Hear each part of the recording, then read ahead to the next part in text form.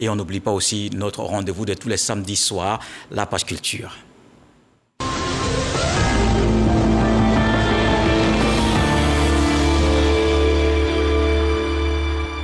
D'Atekoubé, la génération blessée du village de Bidjan Lokodro a fait sa sortie. Elle est composée de 4 catégories et sera désormais associée aux prises de décision. Plusieurs membres du gouvernement ont pris part à la cérémonie qu'on voit avec Grace Kando. Jour exceptionnel à Bidjan Lokodro dans la commune d'Atekoubé. Toutes les populations ont longtemps attendu ce grand jour culturel, le Fakui. La génération blessée composée des Asoukrou, des Agbans, des Doubans et des Djehou célèbrent ce moment qui marque leur maturité. Cette nouvelle génération va maintenant être associée étroitement à toute la vie du village, notamment en ce qui concerne toutes les décisions, qui concernent le foncier et l'administration de façon générale. Le Fakui dans le village de Lokodro se célèbre tous les 10 ans. Cette génération est constituée de personnes dont l'âge varie entre 30 et 50 ans. Ces nouveaux associés à la gestion du village comptent apporter leur touche à l'épanouissement du village. Il y a beaucoup à changer dans ce village et il faut tous faire pour se mettre ensemble, que ce soit au niveau financier, structurel, politique même. Il faut déjà revoir tous ces moyens pour qu'on puisse avancer dans la gestion du village. On va prôner l'amour, l'union et l'entente surtout. À Lokodro, la fête du Fakui a été mise à profit pour sensibiliser les populations à l'application des mesures barrières et à se faire vacciner contre la Covid-19. Je vous demande franchement d'aller vous faire vacciner parce que je voudrais l'année prochaine, en revenant ici, vous retrouver chacun là, en bonne santé et en vie. Le virus circule et le seul moyen pour arrêter ce virus, c'est la vaccination. Le Premier ministre Patrick Achi, patron de cette fête du Fakui à Lokodro, s'est fait représenter par Paulin Claude Danho, ministre des Sports par ailleurs, député maire de la commune d'Atekoubé. Le message que le Premier ministre me charge de vous porter aujourd'hui, le peuple Hatcha, en maintenant cette tradition de fête de génération, démontre bien que quelles que soient les vicissitudes du développement, nous devons sauvegarder notre culture. Les jeunes générations ont besoin de repères. Les jeunes générations ont besoin d'être guidées dans ce monde avec les nombreuses menaces. Mais grâce à nos traditions initiatiques, nous pouvons dire que demain, ces jeunes pourront participer à la construction d'une Côte d'Ivoire forte et rayonnante. L'implication de la génération blessée à la gestion des affaires du village va durer entre 15 et 20 ans. Le Sénégal est le pays à l'honneur pour cette 13e édition du Festival des musiques urbaines d'Anoumambo. Le village sénégalais, érigé à cet effet à l'INGS de Makori, a reçu la visite d'Abdoulaye Diop, le ministre de la Communication et de la Culture du Sénégal. Une délégation forte de 50 artistes envoie le concert tenu à l'Institut français avec Yannick Efoumi, Issa Tionayo.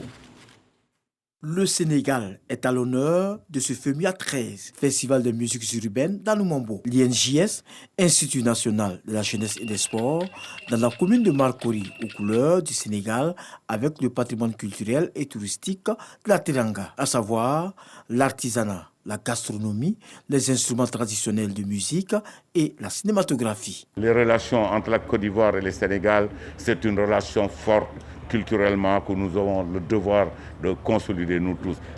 Les liens historiques, le rapprochement entre les deux pays, la forte communauté sénégalaise en Côte d'Ivoire, je crois que tout était réuni pour que le Sénégal soit à l'honneur. Cette journée sénégalaise s'est poursuivie dans la soirée à l'Institut français au Plateau, où les artistes de ce pays ont gratifié le public d'un spectacle à la hauteur de leur talent. Nous sommes des ambassadeurs culturels et notre mission principale, c'est d'exporter la musique africaine, d'exporter notre musique, la musique sénégalaise qui est le mbalax. Il y a beaucoup d'artistes au Sénégal, donc ça fait l'occasion aussi de pouvoir véhiculer des messages, ou bien de pouvoir montrer ce qu'ils font, donc c'est un honneur. Le FEMIA 13, c'est aussi le clin d'œil fait aux tout petits, à travers le FEMIA Kids, des jeux, des ateliers de dessin, des bricolages, des chocolats et des concerts sont produits à l'INJS. On retrouve notre invité de la page culture en BBC, le journaliste, le producteur, le très culturel Balié Blésiri Camille, auteur d'une œuvre inédite des images de grandes scènes ivoiriennes, Mes passions et moi. D'abord, pourquoi Louga François sur la page de couverture? Louga François, parce que d'abord c'est une grosse pointure de la musique ivoirienne, mais surtout parce que sur la couverture, on voit un photographe, on voit Louga François, on voit des micros, on voit une scène. C'est ça mes passions qui sont rassemblées sur cette couverture. Alors, mais vous étiez aussi producteur de Louga François. Oui, j'ai produit Louga François, Baïs Pinto et bien d'autres. Hein. J'ai produit pas mal d'artistes. Mais tout ça fait partie de mon objectif d'apprendre. D'apprendre c'est quoi le métier que je veux faire. Parce qu'on est journaliste, mais dans une spécialité. Moi, j'ai choisi de travailler dans la culture. Mais il faut que je connaisse les éléments qui m'intéressent dans la culture. Et bon, il s'agit de musique, mais la musique est multiple.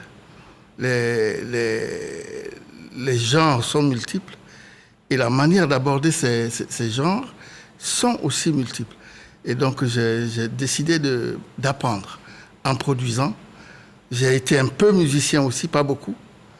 Et puis, bon, je pense que quelque part, tout ça forme l'individu, mais qui veut partager avec les autres par rapport à un travail, par rapport à un métier. Alors, justement, ce que vous connaissez témoigne de ce grand intérêt, cette manière vraiment passionnée d'appréhender la chose culturelle. Sur cet ouvrage, quelle est l'histoire qui se cache derrière?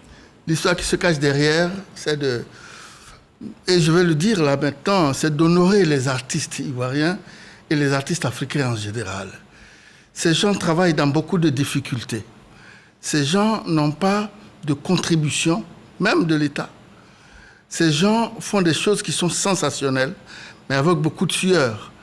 Je voudrais inviter ici tous ceux qui peuvent contribuer à faire avancer la culture, qui est la chose la plus importante d'un pays, pour que le développement se fasse. On connaît un pays par ses artistes. Michael Jackson a plus fait connaître les États-Unis que la NASA. Je crois que c'est extrêmement important de tenir compte de ces choses-là. Oui, donc d'où ces hommages de façon vraiment très permanente dans votre ouvrage à des artistes, mais aussi à des producteurs, notamment des producteurs qui sont venus d'abord de l'étranger, et puis des producteurs qu'on a eus au niveau local. Je pense par exemple à François Cognon, à Catherine Auro. C'était vraiment utile pour vous de produire cet ouvrage et de forcément parler d'eux? Il faut que ces gens ne soient pas oubliés. Il faut qu'on n'oublie pas les gens qui ont chanté, les gens qui ont été devant le micro. Mais il faut qu'on n'oublie pas les gens qui, grâce à qui ces artistes ont pu être devant le micro. Je crois que c'est important. François Cognon a été un élément indescriptible, innommable de la culture en Côte d'Ivoire. Il s'est donné complètement à la Côte d'Ivoire, à la culture ivoirienne. Madame Oro a fait pareil. Il y a ceux qu'on a appelés les producteurs en Ango, c'est-à-dire les Chakara, tous ces gens, qui ont contribué à leur manière en pensant ils sont venus ici pour se faire de l'argent, mais en réalité, ils construisaient à leur manière la culture à partir de sa base qui est musicale. Et je crois que c'est important qu'il fallait qu'on honore ces gens. Ce livre est un hommage qui est rendu aux artistes globalement considérés dans toutes leurs spécialités, même s'il n'y a que des musiciens dedans. D'accord. Alors, on va voir un résumé de vos passions, justement, avec Yannick Efoumi et Issa Tunayo. On se retrouve juste après. Manu Dibango, Aïcha Kone, Alpha Blondy, L'œil du jazz du cristal, Le Woody, Désiré Gado, Luc Sigui, Le Weya, John Kifi, Oswald Kwame, Tina Glamour, Wampierre, Yves Zogo Junior and the Crazy Bee, RAS, Isaac Kemo, Steven Amwakon, Ozoa Mams. Bref, c'est toute l'histoire de la musique ivoirienne qui est racontée en photo dans Mes passions et moi, le tout premier livre de Balié Blésiri Camille, dit BBC. Homme des médias et de culture, passionné de musique et de belles rencontres, ex-animateur de Radio Côte d'Ivoire, l'auteur de ce livre-album nous ouvre son cœur et dévoile ses plus beaux souvenirs. Le défunt François Cognon Bani, Madame Catherine Loud Oro, Aboudou Lassisi, Raimi Badamassi, Assirou, Saïbou. Les premiers producteurs de musique en Côte d'Ivoire sont honorés dans ce livre. Sans oublier les mythiques bars de l'époque, la canne à sucre, la cabane bambou, la boule noire, le refuge, l'oasis du désert, l'African Combo et l'Ophi de Boaké. L'auteur évoque également ses plus belles rencontres et ses instants de bonheur en famille. Premier jet d'un chef-d'œuvre en guise de devoir de mémoire pour une bibliothèque vivante. Mes passions et moi de Palier Blésiri Camille est un livre de 668 pages paru aux éditions Eberné. Alors, BBC, vous avez fixé des images depuis les années 70 jusqu'à aujourd'hui. Il y avait vraiment des clichés inédits de concerts à Abidjan. Lesquelles des images ou des scènes vous ont vraiment marqué? Je peux vous dire simplement que j'ai été marqué par toutes mes images. Je veux dire que même celles que j'ai perdues pour de questions d'entretien, mais je suis marqué surtout par la qualité de l'artiste. Ça, c'était le plus important pour moi, la qualité de l'artiste, à savoir que ceux qui font les artistes, comme M. Kounian, comme d'autres personnes, comme moi-même, comme George Benson, et les artistes eux-mêmes, par rapport à la production de leur travail, la qualité des gens qui les représentent. Un homme comme Mewe, c'est un symbole. C'est un symbole. Il y en a d'autres, mais je pense que la Côte d'Ivoire a produit des gens et c'est pourquoi ce pays est devenu ce qu'on appelait la plaque tournante oui. De la musique africaine.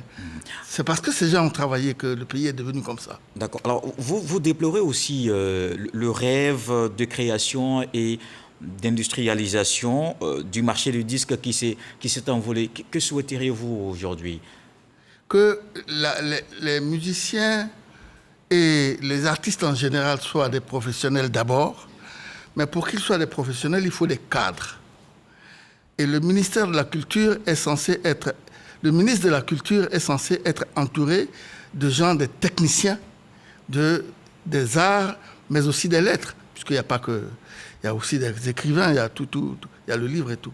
Mais je veux dire que, à partir du moment où un pays crée des cadres de professionnalisation, la musique est dans un cadre qu'on appellerait le cadre culturel, à savoir que c'est là qu'il y a le bouillonnement culturel. Et puis il y a l'autre cadre qui est le cadre professionnel, qui est celui où se retrouvent les producteurs, les financiers, tous ces gens.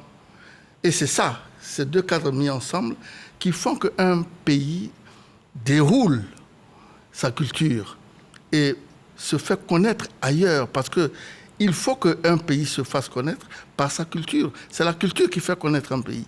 On connaît Amédée Pierre partout, mais je suis sûr que, comme disait quelqu'un, le Premier ministre irait quelque part à l'aéroport, on ne saurait même pas qui c'est.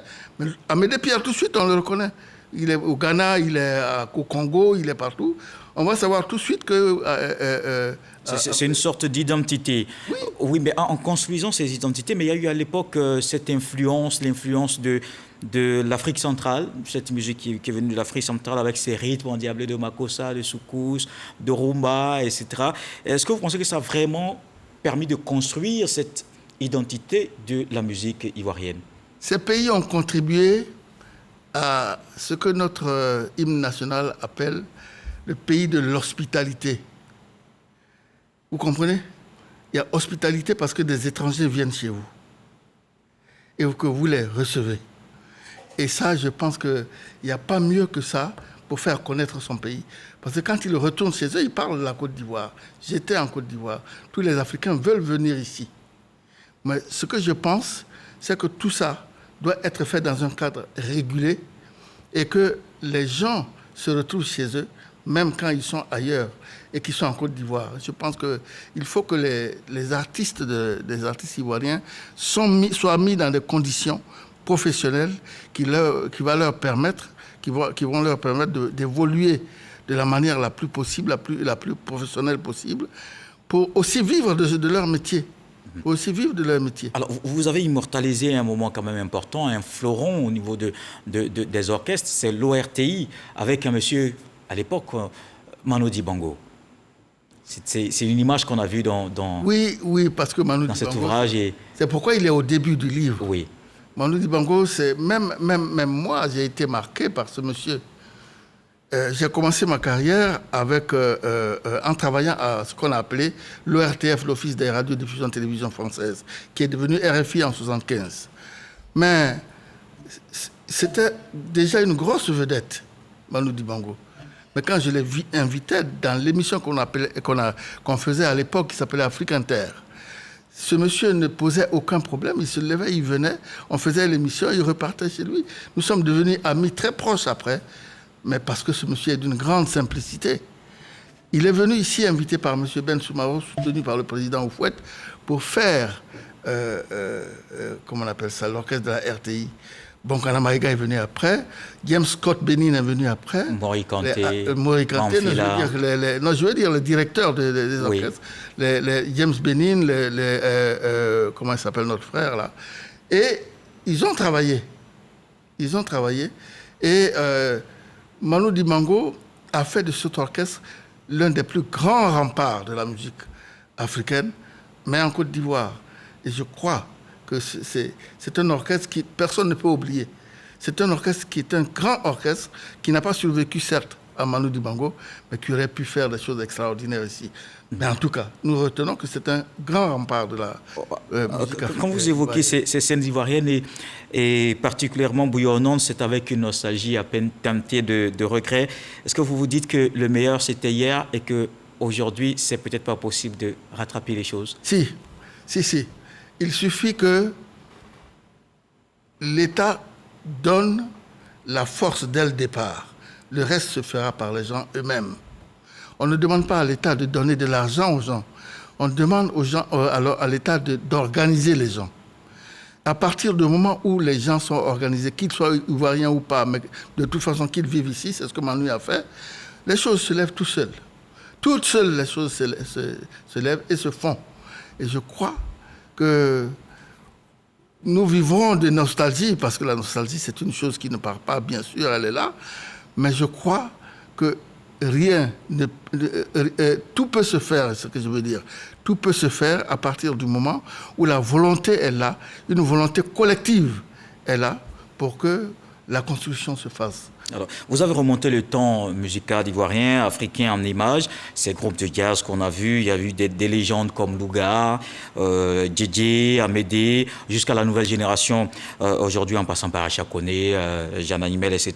Est-ce que BBC se dit aujourd'hui qu'il lui manque des scènes qu'il ne devrait pas rater d'immortaliser au niveau de cet ouvrage? C'est le fait de mon prochain livre, mais je ne dévoile pas. Et c'était la suite de la question. Le prochain livre, justement, de quoi est-ce que vous allez nous parler cette fois? Ce sera la suite musicalement? Ce sera la suite, disons ça comme ça. Ce sera la suite de ce livre, mais il sera plus panafricain. Il sera plus panafricain. On va aller dans tous les pays africains et on va rassembler par rapport à des photos que j'ai faites, et j'en ai fait beaucoup, mais aussi par rapport à des photos que des photographes qui ont aimé mon idée, les familles qui ont perdu leurs parents, qui devraient être dans ce livre, sont venus vers moi et ils m'ont dit « il faut que vous fassiez un truc qui est beaucoup plus panafricain ». Je suis très avancé dans ce livre. D'accord, justement, parce qu'ici, vous avez mis l'accent sur vraiment les artistes ivoiriens. Dans le prochain, il y aura aussi des Ivoiriens, mais on n'oubliera pas que des Ivoiriens sont nombreux, ceux qui travaillent à l'extérieur de la Côte d'Ivoire, dans les pays, dans d'autres pays, au Maroc notamment. Il y a des Ivoiriens en Australie. Il y a des Ivoiriens en Australie qui sont musiciens là-bas. Et il faudra quand même le rappeler à la population locale ici. D'accord. Alors, vous êtes aussi promoteur d'événements culturels. Vous avez votre événement sur le jazz. Il y a aussi cette promotion de la musique noire. Mais l'actualité aujourd'hui, c'est le FEMUA. Quel est votre regard sur ce festival des musiques urbaines? Mais vous me donnez l'occasion de féliciter Assalfo et ses amis. Je pense qu'on croit que les musiciens ne savent que jouer. Non, le FEMUA a prouvé que un musicien peut faire autre chose. Et je pense qu'ils ont voulu apprendre et ils ont appris. Ils ont créé le FEMUA Mais je crois qu'il faut leur lever le chapeau très très bas. Assalfo et ses amis ont beaucoup travaillé, ils ont beaucoup fait pour la Côte d'Ivoire. Et je pense que c'est extrêmement important de les saluer là. Oui, on pourrait vraiment en parler des heures et des heures, mais malheureusement, on a terminé. Merci à vous, BBC, le journaliste producteur, Balié Blésiri Camille, auteur d'une œuvre vraiment inédite, des images de grandes scènes ivoiriennes. Mes passions et moi, 668 pages de mémoire musicale photographiée. Merci d'être passé à la page culture ce soir. Et pour parler de ce retour aux sources, le sage nous apprend ce soir que la force du baobab est dans ses racines. Ce journal est terminé. Merci de l'avoir suivi. Dieu le voulant, on se retrouve demain.